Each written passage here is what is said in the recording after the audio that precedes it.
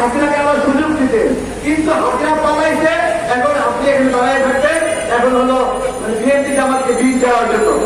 ঠিক আছে, আমি এগুলো কেন বলছি?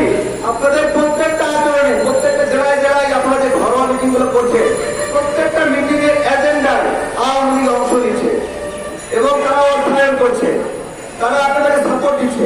কেন আমি সেই ব্যাখ্যা দিচ্ছি আজকে? এই ব্যাখ্যাটার অন্যতম কারণ হলো যে এই মুহূর্তে আওয়ামী লীগের রাজনীতি করার কোন প্রয়োজন নাই, এক নম্বর বিষয়। তো তারা কিছু যদি করতে চায় তাদের কোন একটা ঢুকতে হবে।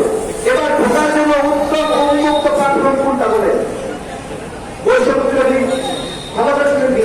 এবং তার প্রমাণ করতে পায় না। হাসনাত আব্দুল্লাহ শ্রমিক লীগ নেতার বাসায় গিয়ে মিটিং করলো, তার মানে শ্রমিক লীগ নেতা তার জন্য নিরাপদ এবং শ্রমিক লীগ নেতাও হাসনাত আব্দুল্লাহকে নিরাপদ বন্ধু মনে করে, তাই না? একটা গেল। দুই নম্বর বিষয় হলো যেহেতু বিএনপি এদেরকে নেবে না, জামাত এদেরকে নেবে না, তাই না? এবং বিএনপির লোকেরা তো বৈষম্য যাবে না, জামাত যাবে না, এবং বাংলাদেশের নাগরিকরা বৃহৎ তিনটা দলের একটা মোড়লে আবদ্ধ। তাহলে এরা এই জায়গা থেকেও আওয়ামী লীগকে টানার সম্ভাবনা আছে এবং তার প্রমাণ হলো তারা শ্রমিক লীগ নেতার বাসায় মিটিং করছে। এখন বিষয় হলো তারা দল খুলুন, সব ঠিক আছে করো, একটা মানুষ হিম্মত দিয়ে কথা বলবে, দল খুলুন, রাজনীতি করবো। কিন্তু প্রশ্ন হলো এই যে ভাই যাদেরকে গাছ খুলে আন্দোলনে এরা যে পা হারাইলো, হাত হারাইলো, ঠিক আছে, এরা এরা এরা যখন না খেয়ে থাকবে, এই অসুস্থ মানুষগুলো যখন কোনো মানুষ হতে পারে না, তখন আপনি কি বলে গাড়ি দিতে জানেন? হ্যাঁ, গ্যাস গ্যাস গ্যাস কি দেবে না, গাড়ি দেবে না, তখন কি করবেন বলেন? এই মানুষগুলোর জন্য এখানে উপদেষ্টারা বসে আছে। আমার প্রশ্ন হলো যখন উপদেষ্টারা সিলেকশন হইল, তাই না, সেখান থেকে এই আন্দোলনে যারা স্টেক হোল্ডার তাদেরকে নেওয়া হলো না কেন? দুইজন বিএনপি মতদর্শের লোক নেওয়া হলো না কেন? দুইজন জামাত মতদর্শের লোক নেওয়া হলো না কেন? গণ অধিকার দুজন নেওয়া হলো না কেন? লেবার পার্টির একজন নেওয়া হলো না কেন? দলে হাতের দলে ভাই ভাই দলে একজন নেওয়া হলো না কেন? প্রধানমন্ত্রীর মন্ত্রের একজন নেওয়া হলো না। আপনি বাম নিলেন, নাস্তিক নিলেন, হ্যাঁ, সমকামী নিলেন, আওয়ামী লীগের অনুসারী নিলেন, সবই নিলেন, শুধুমাত্র এই রাজনীতি করতে ভালো লাগবে। আমরা তো ডক্টরের সাথে ভালো লাগতে চাই, এই কাজটা কেন করলেন? আমাদের প্রশ্ন।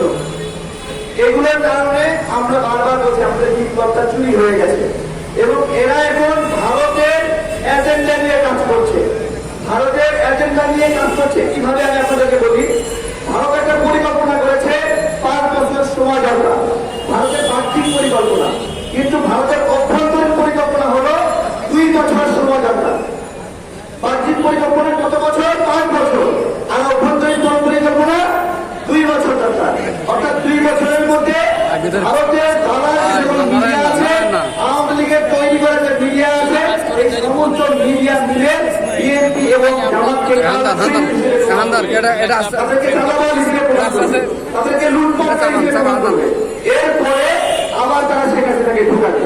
এখন তাহলে আমাকে বলেন, আমরা এই বিজয় অর্জন করলাম শেখ হাসিনাকে আনার জন্য, বলেন? আচ্ছা, আমাদের জনগণের উপর কেন আস্থা নাই? হাসিনার জনগণের উপর আস্থা ছিল না, কিন্তু বর্তমান উপদেষ্টাদের জনগণের উপর আস্থা নাই কেন? আমার জিজ্ঞাসা, তাই না? জনগণ যদি ভোট দিয়ে বিএনপিকে নির্বাচিত করে তো এই উপদেষ্টাদের সমস্যা কোথায় বলেন? মানে সমস্যা কোথায়? তারা কি প্রতিজ্ঞা করেছে বিএনপি ক্ষমতা দেবে না? প্রতিজ্ঞা করেছে আমাকে ক্ষমতা দেবে না? তাহলে কে আসবে? 3 দিন লোক সামলাতে না পারে 12 কোটি টাকা প্রাণ চুরি 3 দিনের মধ্যে, আর তারা হলো সরকার গঠন করবে, রাষ্ট্র গ্রহণ করবে।